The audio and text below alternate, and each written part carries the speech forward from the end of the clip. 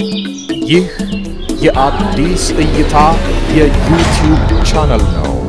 አዲስ እይታ ተደራሽነቱን በማስፋት እነሆ ደጆን ተሻግሮ ከእጆ ደርሷል። የዩቱዩብ ቻናሉን ሰብስክራይብ በማድረግ በቢዝነስና ኢንቨስትመንት ስራዎች አትራፊ መረጃዎችን በሰዓቱ ያግኙ። ቤተሰብ እንሁን ይላል። በንግድና ኢንቨስትመንት ዙሪያ የማማከር አገልግሎት ስራውን በአዲስ እይታ ቃኝተን ለስኬት እናበቃዎታለን። አዲስ እይታ።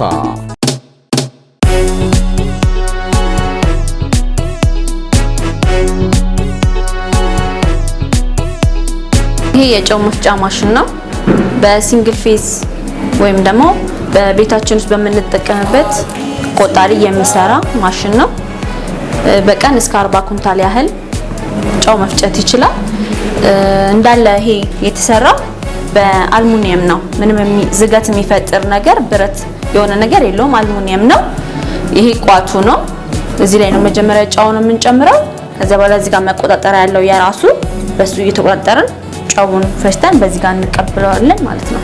አሁን ደግሞ ሙሉ የጨው አሰራሩ ፕሮሰሱን እናያለን ማለት ነው። አዲስ እይታ።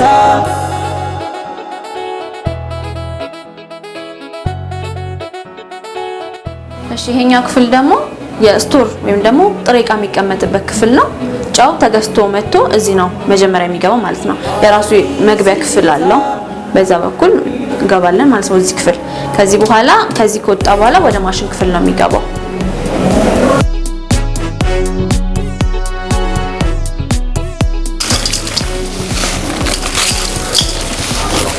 ይሄ አሁን ደርቆ የተዘጋጀ ጨው ነው።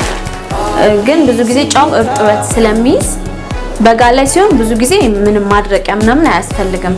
ዝም ብሎ ቤት ውስጥ ጨውን አምጥቶ ቤት ውስጥ ሸራ ላይ ማናፈስና መፍጨት ይቻላል። ክረምት ላይ ሲሆን ግን በጣም እርጥበት ስለሚይዝ ማድረቂያ ማሽን አለ፣ እኛ ጋር የሚዘጋጁም አለ። በሱ ትንሽ አሙቆ ከዛ መፍጨት ይቻላል። አሁን ይሄንን ወደ ማሽን ክፍል ይዘን እንሄዳለን። እሺ አሁን ይሄንን ጨው የተዘጋጀ ደርቆ የተዘጋጀ ለመፍጨት የተዘጋጀ ጨው ነው። ወደ ማሽኑ ጨምረዋለሁ ማለት ነው።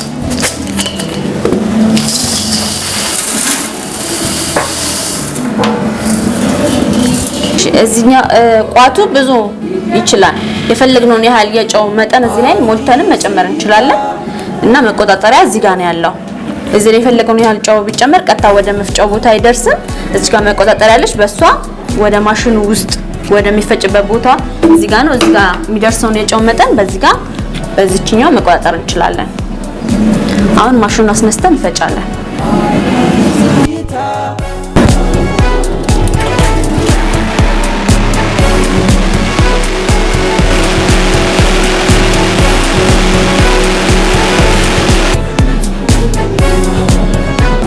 ቅድም እንዳየነው ማሽን ክፍል ጨዋችን ተፈጭቷል።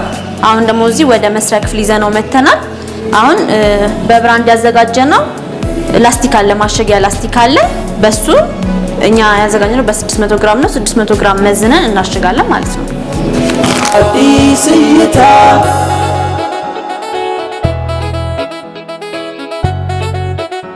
ይህ 600 ግራም ነው። አሁን ማሸጊያ አለን። በኤሌክትሪክ የሚሰራ ማሸጊያ ነው። በሱ እናሽገዋለን።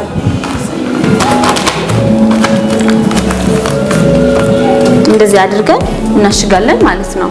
ከዛም በኋላ እንደዚህ አሽገን እንደዚህ አይነት 10 እናዘጋጃለን። እንደዚህ 10ሩን ደግሞ እንደዚህ ተለቅ ባለው ላስቲክ አንድ ላይ እናሽጋቸዋለን። 10ሩን በዚህ አይነት እናሽጋቸዋለን። በዚህ ሲታሸግ ያው እንደዚህ ነው የሚሆኑት ማለት ነው። በዚህ ልክ ይዘጋጃል ማለት ነው። ከዛ በኋላ ይሄንን ስራ ተሰርቶ ሲያልቅ ስቶር የሚደረግበት ክፍል አለ። ወደዛ ክፍል እናደርገዋለን ማለት ነው። እንግዲህ እንዳያችሁት የጨው አመራረት በጣም ቀላልና ሁላችንም በየቤታችን ልንሰራ የምንችለው አይነት ቢዝነስ ነው። ስለዚህ ሁላችሁም ከአዲስ እይታ ጋር በመሆን ይህንን የአዋጭ ቢዝነስ እንድትሰሩ ትጋብዛችኋለሁ። አመሰግናለሁ።